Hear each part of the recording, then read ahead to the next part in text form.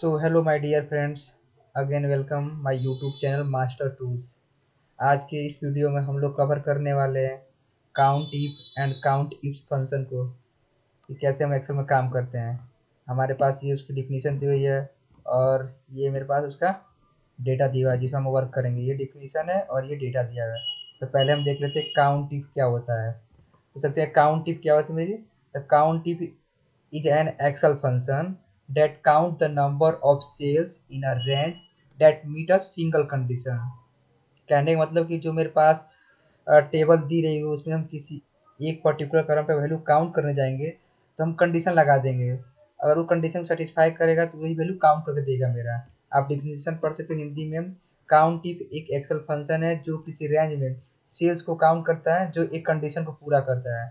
चल के देख लेते हैं, हम इसकी प्रैक्टिकल कर लेते हैं काउंट इफ का कैसे काम करता है। हम आते हैं अपने एक्सेल के वर्कशीट पे।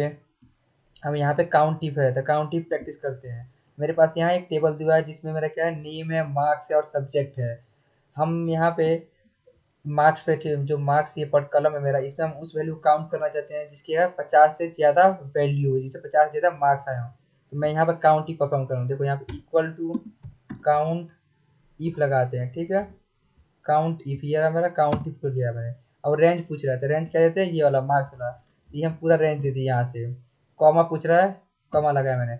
अब ये पूछ रहा है क्राइटेरिया। क्राइटेरिया क्या देंगे, तो जिनका वैल्यू क्या मेरा 50 से ज़्यादा हो। इसको हम हमें से ये हुआ मेरा। अब इसको हम क्लोज करते हैं, एंटर किए। देखो 3 आया, क्यों 3 आया देख लेते हैं। काउंट 50 से ज़्यादा, एक 80 है, 65 है, 2 हुआ। 45 तो 50 से ज़्यादा नहीं है इसलिए इसको ये काउंट नहीं करेगा। 19 है इसलिए इसको काउंट करेगा। 3 हो गया, 30 है इसलिए इसको काउंट करेगा। क्लियर होगा। काउंट इफ क्या करता है, काउंट इफ किसी एक पर्टिकुलर कॉलम में जाके उसकी वैल्यू काउंट करेगा with the help of single condition है। हम कोई कंडीशन लगाएंगे उस पर ही काम करता है। एक बार हम इस सब्जेक्ट वाले देख लेते हैं। सब्जेक्ट वाले कैसे काम करेगा, यहाँ चलते हैं, फिर क्या करते हैं, यहाँ पे इक्वल टू लगाते हैं, काउंट इफ लिखते हैं, ठीक। Count if. अब मैं इसको लगाता हूँ सब्जेक्ट वाले कॉलम पे, पूरे सेलेक्ट कर लेता हूँ। Okay, com. अब ये क्राइटेरिया पूछ रहा है तो मैं क्राइटेरिया देता हूँ किसको, साइंस को। साइंस काउंट कर रहा है कितनी बार साइंस आया इसमें, SCIENC साइंस। ये किया मैंने। अब इसको ब्रैकेट को बंद करते हैं, इंटर करते हैं। देखो इसने साइंस 2 टाइम काउंट किया। आप देख भी सकते हैं जो सब्जेक्ट कॉलम इसमें साइंस मेरा कितने टाइम आया, 2 टाइम्स है, 1 टाइम्स एंड 2 टाइम्स। तो काउंट इफ क्लियर हुआ आपका। काउंट इफ क्या करता है, कंडीशन पे वैल्यू काउंट करता है। इसमें सिंगल कंडीशन लगाते हैं। अब बात करते हैं हम काउंट इफ्स का। काउंट इफ्स क्या होता है, तो पहले हम इसकी डिफिनीशन देख लेते हैं तब हम इसको प्रैक्टिकल करते हैं।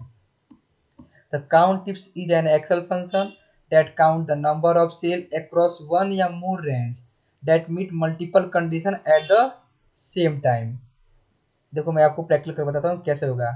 डिफिनीशन आप पढ़ लेना, हिंदी में मैं लिख रखा हूँ, अच्छे से पढ़ना। अब आता प्रैक्टिकल पे। जो मेरा काउंट इफ था वो एक कंडीशन लगा रहे थे काउंट इफ में, लेकिन काउंट इफ्स में हम क्या करेंगे, मल्टीपल कंडीशन लगाएंगे। हम करके दिखाते हैं यहाँ पे। इक्वल टू से फॉर्मूला अप्लाई करने से पहले हम क्या लिखते हैं, इक्वल टू। इक्वल टू का काउंट इफ लिखते हैं, काउंट इफ। ये रहा, टैब दिया। वो एक क्राइटेरिया पूछ रहा था, मैं ये क्राइटेरिया दो मार्क्स में से, ये पूरा मैंने सेलेक्ट किया। अब ये क्राइटेरिया 1 पूछ रहा है, मतलब कंडीशन पूछ रहा है। क्राइटेरिया 1 एक कंडीशन पूछ रहा है, देख लो आप यहाँ पे। तो हम क्या देते हैं कंडीशन कि जिसकी वैल्यू क्या हो, 50 से क्या हो, ज़्यादा हो, ठीक। अब कॉमा। अब अगेन कंडीशन लगा रहे हैं हम। क्राइटेरिया रेंज में पूछ रहा है दूसरा क्राइटेरिया बताओ आप। दूसरा क्राइटेरिया हम यहाँ सब्जेक्ट में चुन लेते हैं। सब्जेक्ट वाला पूरा सिलेक्ट किया मैंने। अब ये कंडीशन पूछ रहा है, सेकंड कंडीशन क्या होगा। तो ये जो क्राइटेरिया 2 पूछ रहा है, सेकंड कंडीशन। सेकंड कंडीशन हम लगा देते हैं कि जिनका क्या हो, सब्जेक्ट क्या हो, मैथ्स हो, बस लगा देते हैं मैथ्स, MATH, ठीक है, मैथ हो। अब इसको हम बंद करते हैं, इंटर करते हैं। देखो इसका काउंट इसने क्या किया, 2 किया। क्यों किया, एक बार देखिए फॉर्मूला बार में आते हैं। देखो कह रहा है कि B2 से B6, ये B2 से B6 है। इसमें पूछा जिसकी वैल्यू क्या हो, 50 से ज़्यादा हो। और C2 से 6 इसमें क्या पूछ रहा हो, जिसका सब्जेक्ट क्या हो, मैथ हो। ये दोनों कंडीशन सर्टिफाइड होनी चाहिए, उसी को काउंट करेगा। ये देखो मैथ, ये इसका मार्क्स क्या है, 80 है, सब्जेक्ट क्या, मैथ है। ये मांग रहा था मेरा, एक कंडीशन सेटिस्फाइड हुआ है, ये काउंट कर ली एक टाइम। अब यहाँ पे देखो मार्क्स तो 65 है, 50 से ज़्यादा है, बट सब्जेक्ट क्या, साइंस है, मैथ नहीं है, तो इसको ये काउंट नहीं करेगा।